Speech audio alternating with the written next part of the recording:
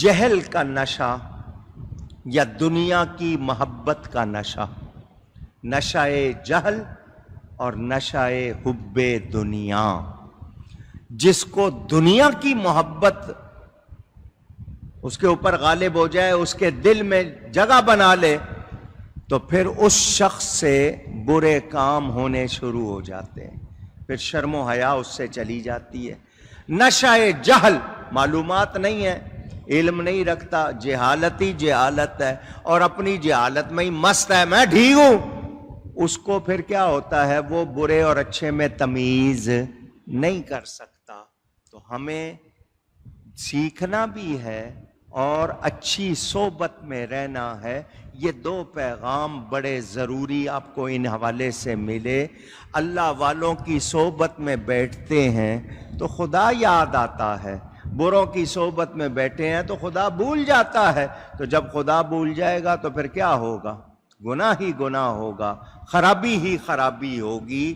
تو میرے دوستوں اور بزرگوں، مال و دولت اگر حلال طریقے سے کما رہے ہو، جمع کر رہے ہو تو برا نہیں ہے. مالدار ہونا برا نہیں، مال کی محبت ہونا برا ہے. دنیا دار ہونا برا نہیں ہے، دنیا پرست ہونا برا ہے. دوسری بات کہ خلق خدا، یہ جو دنیا ہے، کوئی تعریف کر رہا ہے تو خوش ہو رہے ہیں، کوئی برائی کر رہا ہے تو ناراض ہو رہے ہیں. نہیں، اللہ کو راضی رکھنا ہے، اس کے رسول کو. دنیا کی تعریف تنقید سے آپ نے پریشان اونچی اور جی فلانے لوگ برا کہتے ہیں، کہتے رہے، مجھے رب کو راضی کرنا ہے، ان سے مجھے کیا فرق پڑے گا. تو جو تعریف سے پھول جائے، گھمنڈ آ جائے، تکبر آ جائے، وہ بھی برباد. اور جو تنقید کو سمجھے ہی نہیں کہ اگر اچھائی ہے اس میں میرے لیے کوئی سمجھانے کی بات، میں اپنے آپ کو درست کروں، بلکہ ان کے خلاف پروگرام بنا لے، وہ بھی خراب. تو یاد رہے، یہ جو سیاست کا لفظ کہتے ہیں نا آپ، سیاست، آپ کے یہاں سیاست کا لفظ بہت بولا جاتا ہے. یہ سیاست آپ کی کیا ہونی چاہیے کہ آپ کا نفس آپ کے قابو میں ہو. انسان کی سیاست کیا ہو کہ اس کا نفس اس کے بھوک ہو، پیاس ہو، پریشانی ہو یا شہوت کا غلبہ ہو. ہر حالت میں آپ چاہتے ہیں کہ بس میں جو چاہ رہا ہوں وہ ہو جائے، جو میری خواہش ہے وہ پوری ہو جائے. تو یاد رکھو، خواہشات کا پورا ہونا کمال نہیں ہے، خواہشات پر آپ کا قابو ہونا یہ کمال ہے. کہ خواہشات کی تہذیب ہو، آپ کو اس پہ کنٹرول ہو، آپ کی خواہشات آپ کو آپے سے باہر نہ ہونے دے، دین کے دائرے سے نکلنے نہ دے، تو کمال ہے. اللہ ہم سب کو توفیق عطا فرمائے. مولا کائنات، مولا غم گسار، حیدر کرار، شہنشاہ ولایت سیدنا علی کرم اللہ تعالی وجہ الکریم فرماتے ہیں، انسان کے لیے 5 باتیں ہیں بھلائی کی. سبب جو ہوتے ہیں نا، اسباب کہہ لو اس کی جمع، 5. فرمایا بیوی نیک ہو اور موافق ہو. موافق کا مطلب کیا ہے کہ وہ آپ کی طبیعت کے ساتھ، مزاج کے ساتھ اس کی مطابقت ہو جائے. یہ نہیں ہے کہ ہر بات میں مخالفت ہو رہی ہے، بلکہ آپ کی ساتھ دینے والی، نیکی میں آپ کی مدد کرنے والی. دوسری بات فرمایا اولاد نیک ہو. اولاد کب نیک ہوتی ہے؟ جب ان کو حلال کھلایا جائے اور صحیح تربیت کی جائے. تیسری بات، بھائی جو ہوں آپ کے وہ پرہیزگار ہوں، بھائی بہن جو ہوں وہ. چوتھی بات، پڑوسی جو ہوں نا وہ اچھے ہوں. پڑوسی سے مراد صرف مکان والے نہیں، ساتھ اٹھنے بیٹھنے والے بھی، آپ کے ارد گرد جو ہیں وہ سارے نیک بخت ہوں، بد بخت کی صحبت میں نہیں. 5ویں بات فرمایا اس کو رزق کے لیے دور دراز نہ جانا پڑے، اس کو اپنے شہر میں رزق ملے. یہ 5 باتیں جس میں ہوں گی فرمایا وہ پریشان، اس کو پریشانیاں اس کا دل مطمئن ہوگا. یہ ہمارے دل مطمئن کیوں نہیں ہوتے؟ غلط خواہشات سے. وہ فلانا، ارے یار وہ وہاں چلا گیا، میں نہ جاؤں، اس نے یہ کام کر لیا میں نہ کروں. ہم لوگ ضد میں آ کر کتنی چیزیں خراب کر لیتے ہیں. اب اگلی بات کرنے لگا ہوں وہ بھی اشارے میں. چھوٹی عمر کے بچے جن کے ابھی داڑھی نہیں، بے ریش کہتے ہیں آپ، کچھ لوگ نڈا کہتے ہیں، نہ داڑھی والا نڈا کہتے ہیں، یا لونڈا کہتے ہیں، معاذ اللہ. لڑکے یہ سب سے بڑا فتنہ ہوتے ہیں.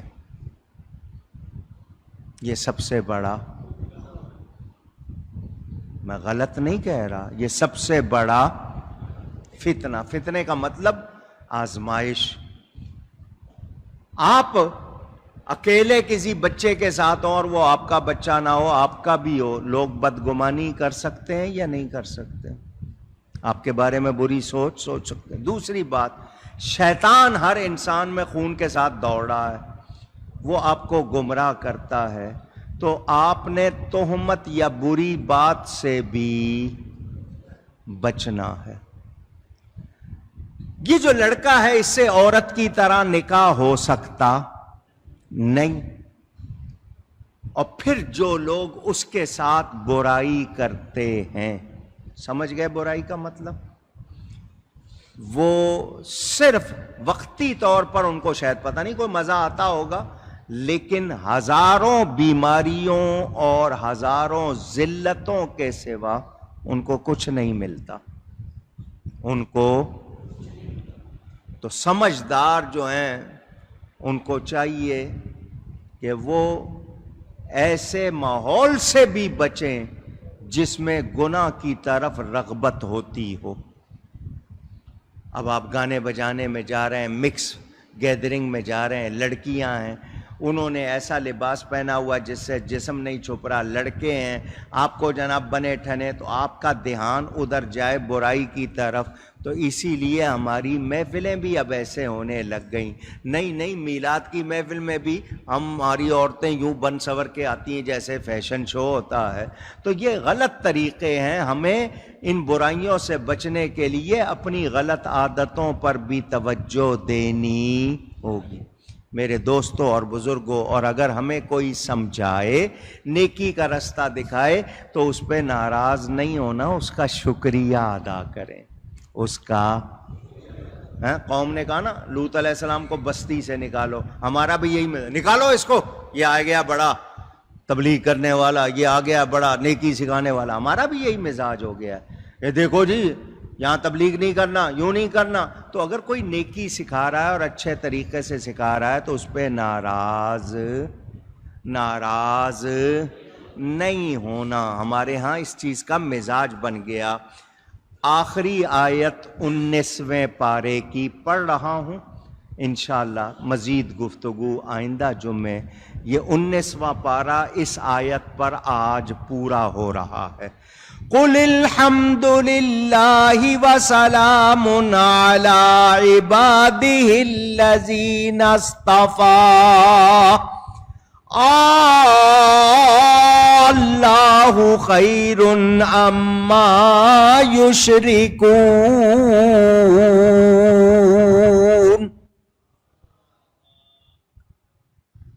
نبیوں کا ذکر، اللہ کی طرف سے ملنے والی نصیحتوں کا ذکر. فرمایا آپ فرما دیجئے الحمدللہ، سب خوبیاں اللہ کو، سب خوبیاں. اگر گناہ سے بچے ہیں، گناہ سے نفرت ہے، نیکی کا خیال ہے، تو کیا کہنا چاہیے؟ الحمدللہ. کیا کہنا چاہیے؟ اور پھر وَسَلَامٌ عَلَىٰ عِبَادِهِ الَّذِينَ اصْطَفَىٰ. الحمدللہ کہنے والو، اللہ کی تعریف کرنے والو، اللہ کی تعریف کر کر اللہ کے چنے ہوئے بندوں پر سلام بھیجو. نبی پر کیا بھیجنا ہے؟ نبیوں پر کیا بھیجنا ہے؟ سلام. اور کیا اللہ بہتر اور یا ان کے ساختہ شریک یہ اللہ تعالیٰ اچھا ہے یا یہ لوگوں کے بنائے ہوئے ہیں؟ اللہ تعالیٰ. یہ آپ نے آیت سن لی، انشاءاللہ اس پر مزید گفتگو آئندہ. مجھ سے گفتگو میں کوئی غلطی ہوئی ہو اللہ کی بارگاہ میں توبہ کرتا ہوں. وآخر دعوانا ان الحمد للہ رب العالمین.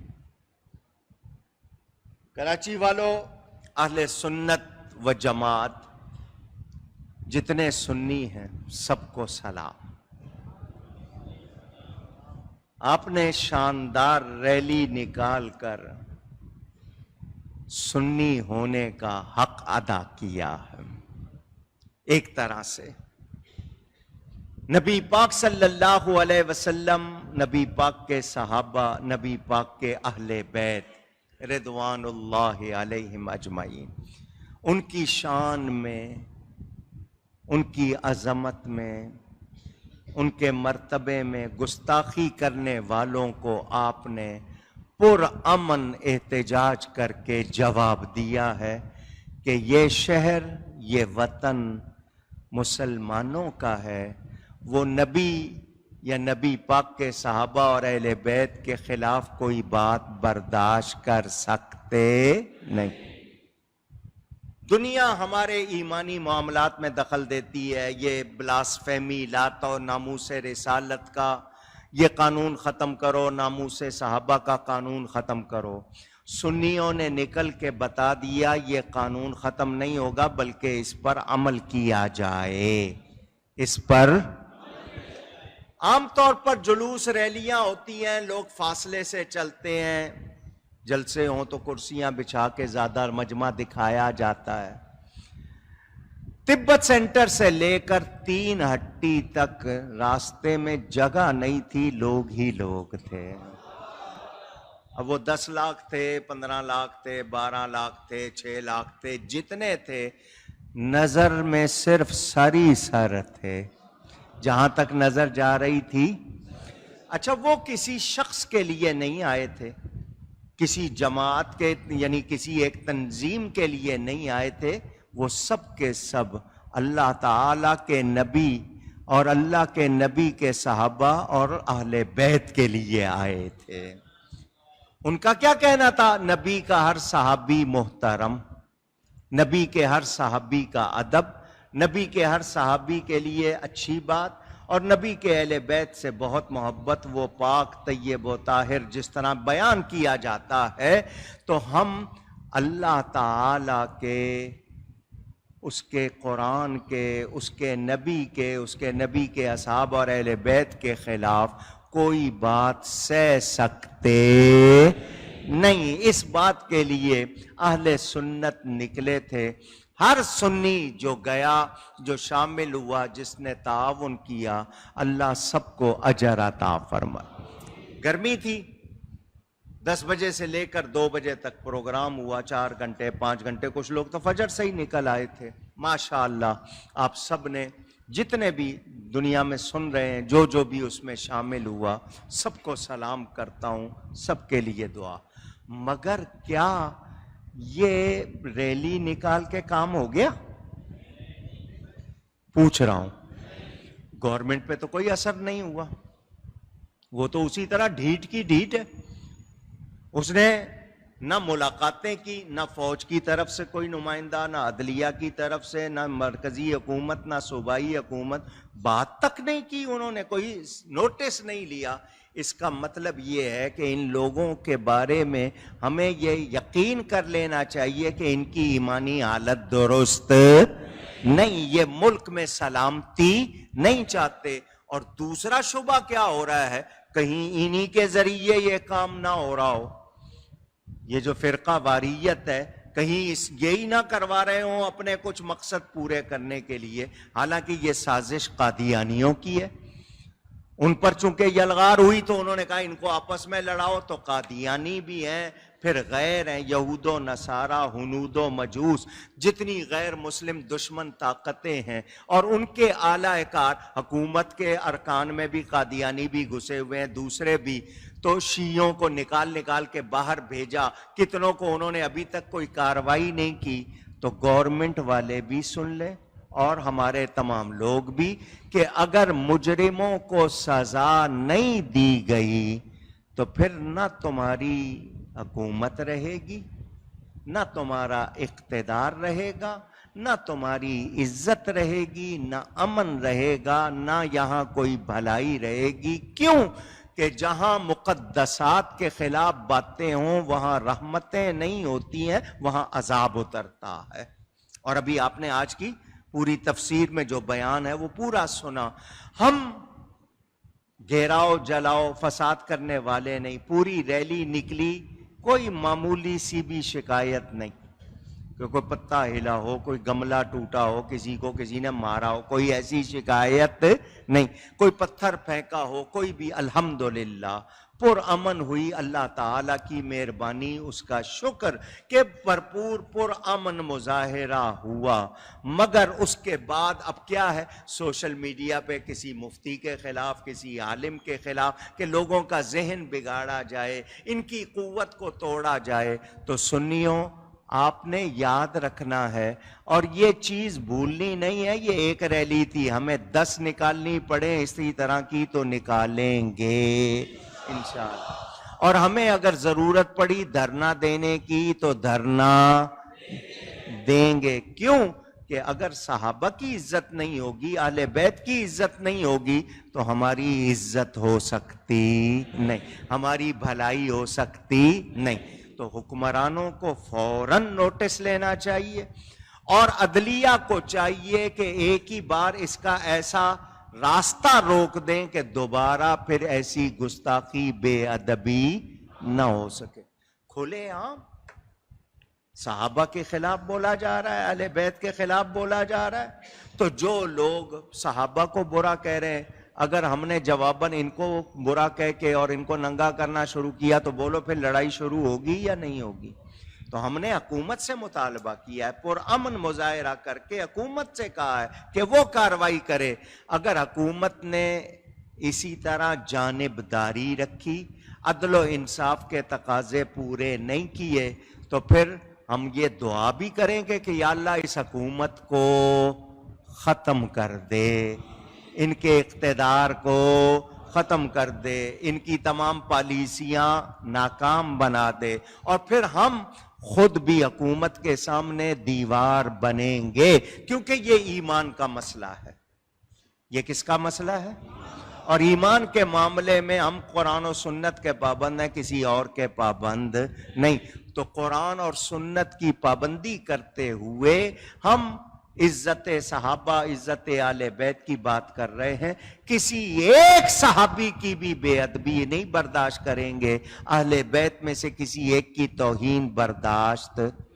یزید پلید ہے، لعنتی ہے، جہنمی ہے، اس کے حمایتی، اس کا ساتھ دینے والے، اس کو اچھا سمجھنے والے سب کے سب لعنتی ہیں۔ میرے امام علی مقام سچے ہیں، ان کی شان بلند ہے، لیکن یزید پلید کی وجہ سے وہ اس کے بڑے جو صحابی ہیں ان کو غلط کہا جا سکتا نہیں۔ یہ مسئلہ آپ کو بتا چکا ہوں۔ یزید برا ہے، اس کے ساتھی برے، اس کے حامی برے، مگر حضرت امیر معاویہ صحابی، حضرت ابو سفیان صحابی، حضرت ہندہ صحابی، تو جو نبی کی بیویوں، نبی کی بیٹیوں اور نبی کے صحابہ اور نبی پاک کے سچے ماننے والوں کو غلط کہے گا وہ خود غلط ہے۔